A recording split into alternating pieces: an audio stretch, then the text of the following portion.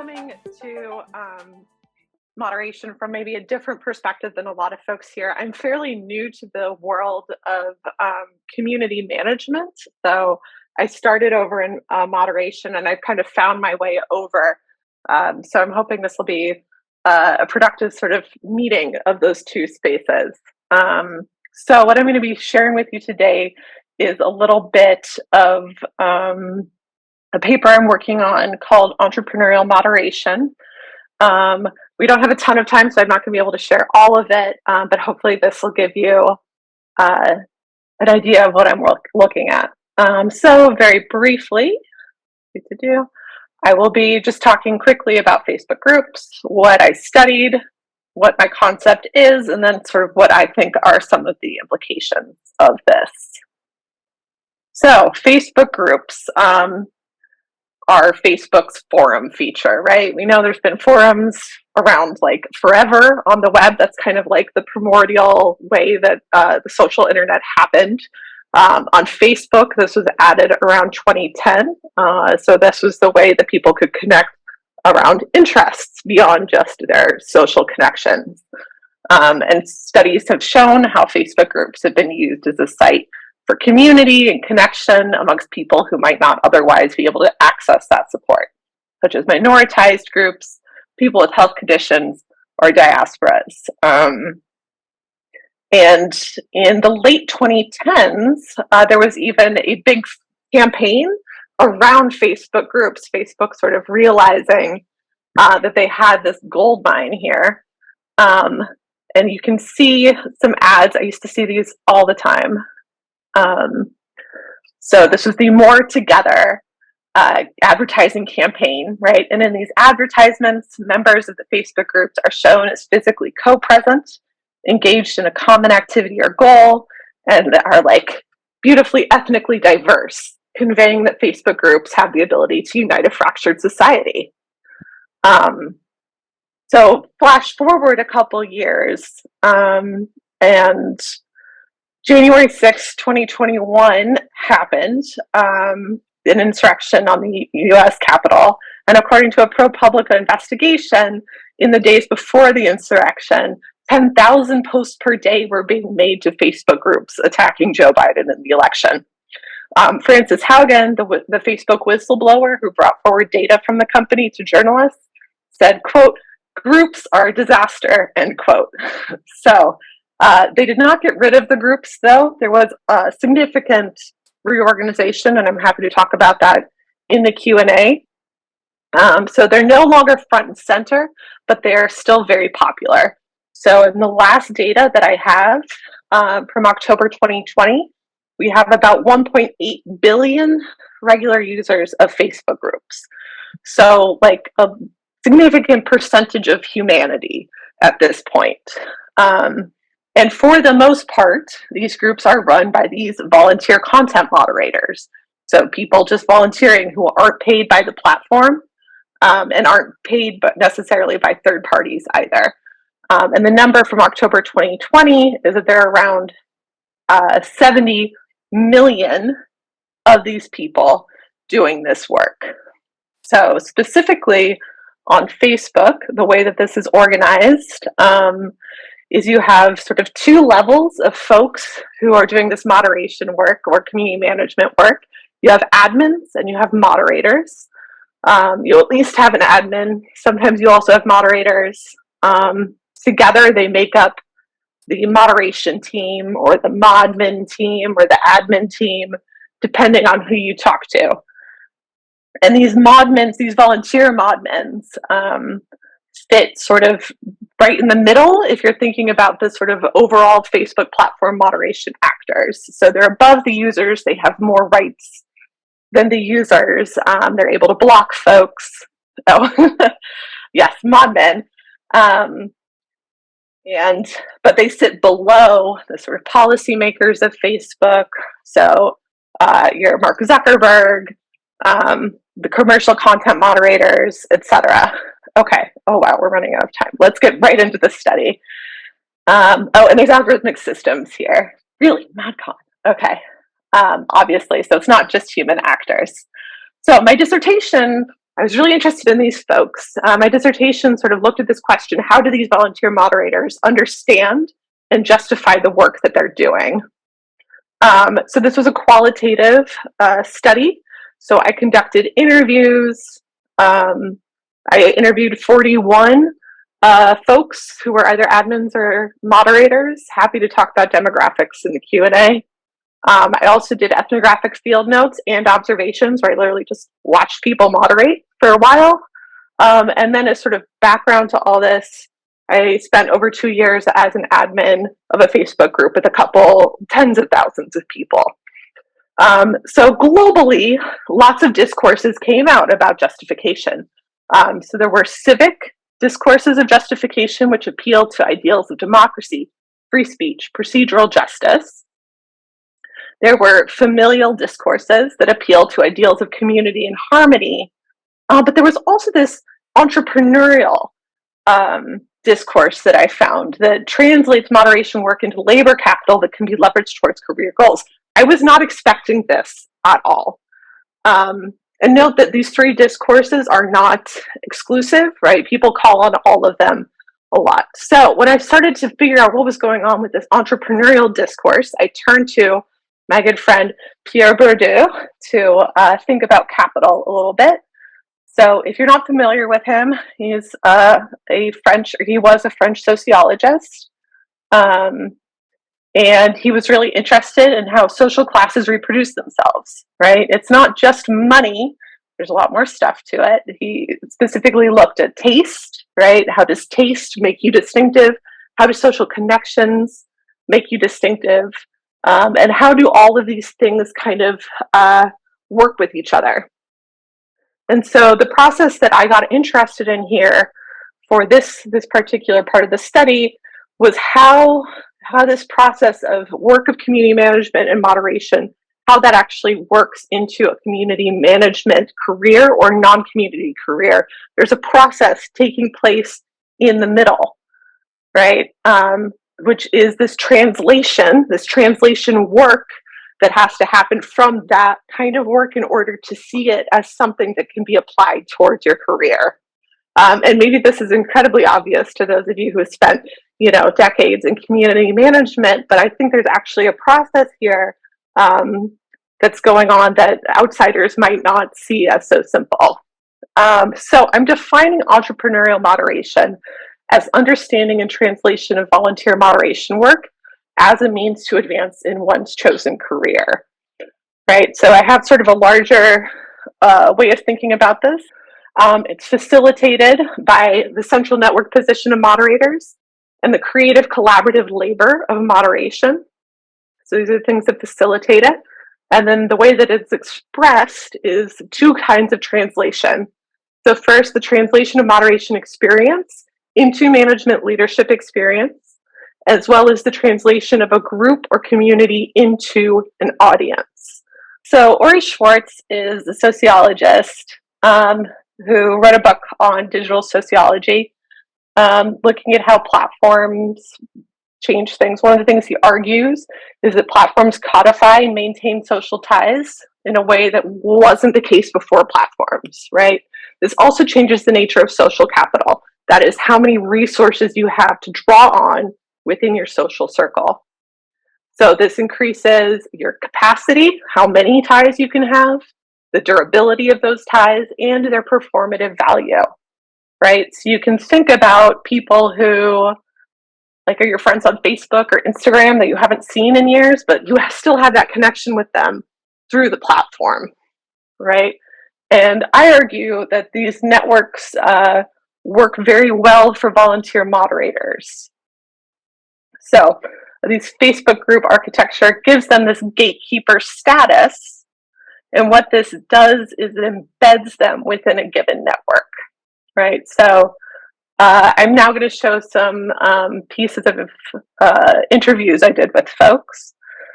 So this is a quote from Simon, someone I interviewed, and he said, "Before I became a moderator, I was in general a lot more of a lurker. I honestly just kind of hung back. Now that I'm a moderator, it's gotten me a lot more involved in the community than I would have been otherwise." Additionally, folks are able to sort of access opportunities they wouldn't have because of that embeddedness. Hope runs like a very large science themed group. So she said it's been so helpful. She's a college student, by the way. It's been so helpful being a mod. Not only has it given me a bit more confidence as a science group, so a lot of people work in science. I've actually asked for help with my homework in the group chat and we're able to get it, right? Additionally, some people benefit from social distinction just by being associated in that kind of leadership position in a successful group. A couple of people had very successful groups. Shady Boy told me that she runs a pretty well-known meme page, and she said, if I meet people, it's like, especially if they have a really active social media presence, I tell them that it's a group that I co-created in the back of a van coming back from a show in Philly, and I met with an almost celebrity level of acclaim, like, oh my God, that's your group. So just by having this position, people have access to all kinds of capital that they wouldn't have otherwise, right? So I argue here, Facebook structure makes these networks more durable. It embeds moderators in the center. This facilitates the ability to see and become involved deeply in a group, access to knowledge and resources from members, and social distinction for successful groups. I think this is well summed up by Isabella, who told me, if I was not part of this moderation team, I think gosh, now that I'm thinking, like, I don't even know if I would have this internship that I was working at. This admin experience has just brought me so many opportunities. So she was on a really big group that literally had weekly phone calls, not getting paid, but still getting this experience as part of being an essential node in this network. Okay, so I'm going to switch over to the translation of moderation experience into management leadership experience. Again, this might seem really obvious to those of you who work in community management. Like, yes, obviously this experience is something that I can use for my work. But I think that is not necessarily the case for everyone who joins just for fun, right? There's a social process that has to happen here for people to be able to understand the fun that they're having, the tasks that they're doing with moderation as something that can actually turn into career stuff. So this first came up, I had never thought about it before. And I was talking to Nick. He's European, not a native English speaker, and he's a moderator of a very large group. And I'm just going to say, not associated with planes. So we were talking, and he said, being an admin of the group, I think, helped me on my work resume. I was surprised. Your resume? Says, yeah, because I work at the airport. I work with people. So, well, I wrote that I'm an admin of a large group, which is basically also working with people in some way. I think it's helped a little bit. Not too much, but it's always something. I was kind of incredulous. I said, did you actually write it on your resume? At this point, he gets a little defensive, right?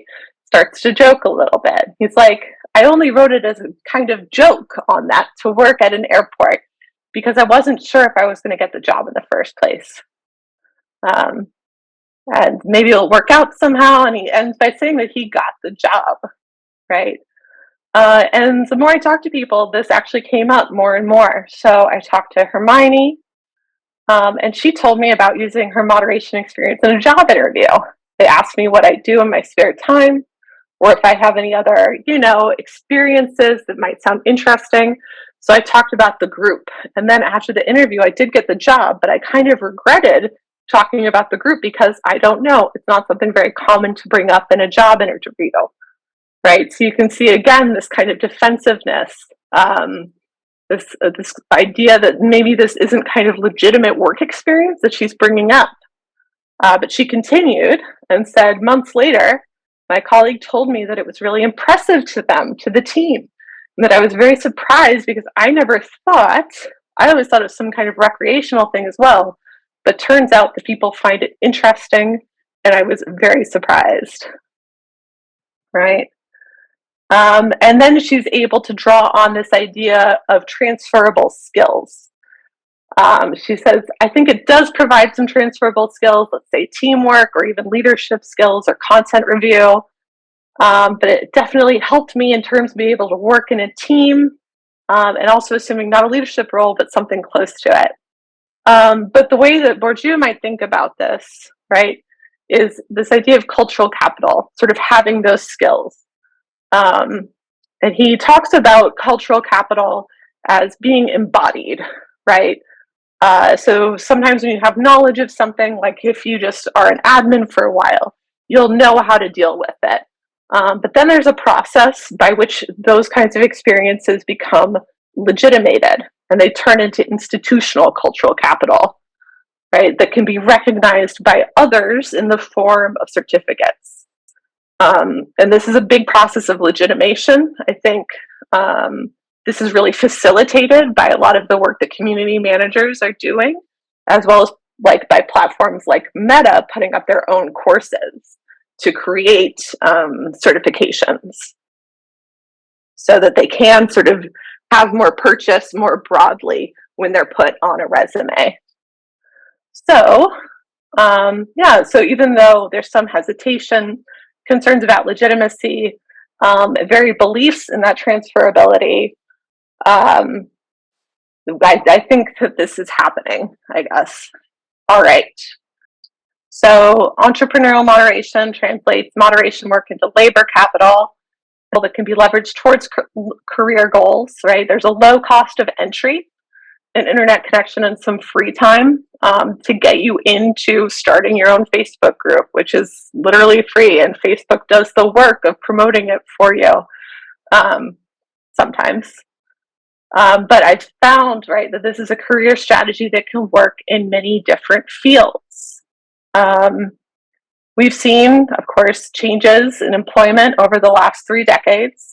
Lots of people that are much smarter than me have written about this. There's been a shift of risk from organizations to individuals, increased job insecurity and casualization that's led to, I think, this pervasive discourse of individual entrepreneurship. And the commodification of hobbies. So even though people might not have heard of community management before, I think people are able to access that through their own ability to understand how the skills they're building as volunteers are transferring into this kind of institutionalized cultural capital. So in terms of where I'm going from here, right, to what extent do platforms play a role in encouraging an entrepreneurial subjectivity in moderation and community management, right? What about meta certifications? I am currently going through the process of getting my meta certification to become a community manager, so hopefully I'll have more information on that. And of course, to what extent does this entrepreneurial moderation interact with moderation decisions? The rest of my paper has a lot more about influencers. I'm sorry, we don't have enough time to talk about that. But I think these are really big questions, right? If you don't have that salary coming in from a third party, from a platform, if you're being paid sometimes just directly by the members of your group or by your ad partner, how does that change? I'm calling them an adminfluencer rather than modfluencer, but yes. So how does this affect justification for decisions, and how does this affect, say, the use of metrics? I'm going to end it there, and hopefully we still have a couple minutes for questions. Thank you. Thanks so much, Anna. That was great. And we do definitely have a few minutes for questions.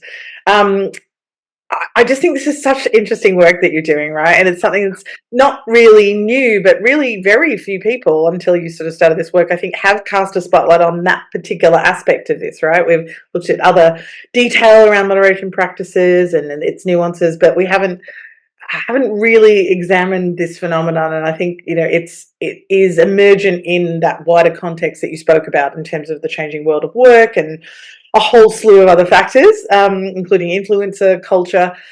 It's so interesting, I think, to our community of practice of community managers or moderators, be we volunteers or professional, particularly those of us working in the paid space, because as many in the chat have pointed out, we do, even though we've come a very long way, community management's been a paid job for several decades, although Yeah. quite niche and now growing, but still quite niche. But even though best practices have really firmed up, we have global communities and networks of practice.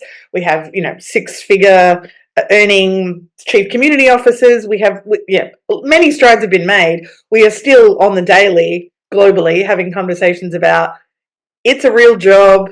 It has value because, etc. Like really, the justifying and legitimizing your existence kind of work. This is what I think is fascinating, that as Julie points out here, that employers will often, I think quite rightly, see the value in these transferable skill sets, but not necessarily within the same organization maybe understand the value of community management. So they might say, "Oh, we want to build a business, we want to build a community as a business too, but oh no, it'll run itself." Or why would we get anybody to manage that, or making those kind of rookie mistakes, or undervaluing it, or underpaying it, or under resourcing it, and versions of that theme. So I just think that schism is really interesting, right? This is the recognizing the individualized skill sets and literacies that are applicable and transferable, but not necessarily seeing it as a practice or a Right. field of expertise, if that makes sense. Yes. Yes. Could you reflect on that? I mean, just interested to know what you're currently thinking about, why that might be, or if you've got any thoughts about it. Yeah, I mean, I think it has to do with the process of legitimization, I guess, in terms of like how does a field cohere, right? And there's a lot of like really interesting sociology literature that I'm like starting to poke at, because we've seen, over the years, professions have to establish themselves, right? And I think, there's a lot of different ways that folks do it. Lawyers like have exams and they have law school. There's other professions that are more porous. And I think community management is like in a really interesting position where, things like this conference itself is doing that work of legitimating this skill set into this sort of coherent set of practices that like one can become an expert in. And I think the more that gets out and the sort of value of that, just how much expertise actually works, right? I think that will help everyone sort of up and down the ladder, I guess. Yeah. Yeah, that's really interesting. I think you're probably right. And I think, look, although we've come a long way and there is a level of coherence and organization and mobilization around community management, the job globally, it's still very prismatic. It's still very uncohered in many ways. Mm-hmm. We have specialisms. On one hand, we have it diverging into all sorts of specialties. So we've got like community operations specialists, and we've got big governance specialists and community content specialists, in big companies that can afford to hire large community teams. But then we've also got folks who are, having communities cut back or community staff laid off, and really, a systemic devaluing and misunderstanding of what that's all about. And part of it's because we do truck in a lot of behavioral, sociological, relational things that are not impossible to measure, but challenging to measure, more qualitative, don't line up with the professionalized world of data and metrics that people are often measured on in a traditional Western management sort of context. So, when we talk about, we've measured trust growth of this, how does that translate into profit for this month, these sorts of things. And people are trying to answer those questions, sometimes very admirably, but there's all these dissonances that are, I think, complicating it. So, and there's even conversations in community management spaces around, whether the word manager is the right word, and if it's actually time to get rid of that word, because you say that to some people. It's really interesting. You say that to some people. I've had folks say, but you can't manage a community. And I know what they're saying. I mean, we would all go, but of course we can. That's what we do for a living. Yeah. But I understand their point of view here. They're sort of saying, well, actually, aren't you more embedded? Isn't it a bit more ethnographic? Isn't it the work you do, all the different techniques you employ? Would you describe it as management? Would it be more community organization? Is it more community stewardship or leadership? And strong arguments for all those things. So, yeah, I think we haven't agreed as a global field on our shared set of language or norms, even though there is a lot of data out there now, good case studies about best practice, things like this that, come from all walks, from the profession Yeah. and the volunteer. Yeah, and I think there's a lot of places that I see this kind of struggle for legitimation playing out. So you talked about like the numbers, right? Sort of, Yeah. and this is like the issue for so many qualitative folks, right? It's not real unless we have numbers. And the same thing around management as a word itself, I think, is doing a lot of work in trying to do legitimation. And I think there's like also a lot of really interesting gender things going on around what we think of as like the gendered work of this kind of reproductive labor, and how using the word management itself does a lot of work, I think, to try and get around that. Yeah, that's a fascinating point. We know that in Australia from our national research, which we've been doing for a little while, and I know you've seen a copy of that. Yes. It's a very gendered profession here in our part of the world. Yeah, it is overwhelmingly female identifying, and the numbers are fairly similar to that worldwide. A few interesting distinctions, but generally it is a feminized industry. Yeah. And Yeah. many aspects of it that may align with care industries. And so you get kind of feminist care ethics and all sorts of stuff kind of coming into play. Jazz Michael King who is a fantastic practitioner in this space, has put in a really interesting comment here about, we can learn a lot from the pathway perhaps cybersecurity took from sort of the, if you know how to configure a firewall, you're hired, to broader professional certifications, regulation-driven requirements, and quote unquote invading the C-suites. And now with a data breach every other day, no one would really question the legitimacy of cybersecurity as this really significant part of these organizations. And maybe the increase in attention and scrutiny on social media harms, digital harms, the rise of regulation, Digital Safety Act in the UK, our Online Safety Act, and many more globally. There is the increasing regulatory impulse, and we're asked in our professional lives to be the micro regulator, to be the lawyer in the room, sometimes without the Yeah.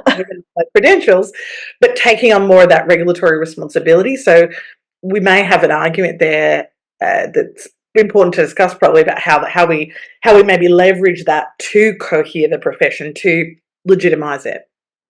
And Yeah. And the same goes actually for your volunteer mod. So here in Australia, for example, our regulatory environment volunteer moderators are regulatorily responsible for their communities regardless of that. And in some cases in the States too, I know we've had multiple admins of neighborhood Facebook groups go to court for defamation, be found guilty, be charged tens of thousands of dollars in fines, and some do the right thing and work around that, and don't go run into trouble. But most of them have no idea that they're on the hook for that. They have no idea that they've got regulatory responsibility. Why would they?